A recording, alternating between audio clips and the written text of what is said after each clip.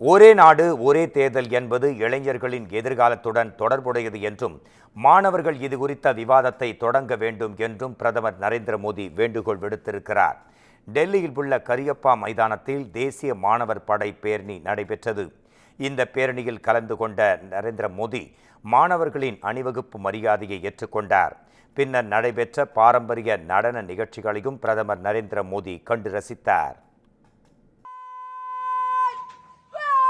करने का मार्ग प्रशस्त करेंगे।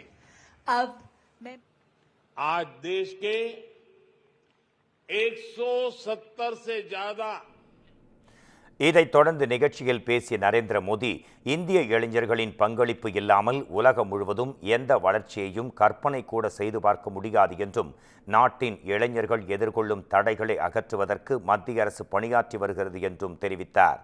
மேலும் ஒவ்வொரு மாதமும் தேர்தல் நடத்தப்பட்டால் கல்லூரிகள் மற்றும் கல்வி நிறுவனங்களில் படிக்கும் மாணவர்களுக்கு எப்படி நேரம் கிடைக்கும் என கேள்வி எழுப்பிய அவர், அதற்காகவே ஒரே நாடு ஒரே தேர்தல் என்ற திட்டம் கொண்டு வரப்பட்டதாக தெரிவித்தார்.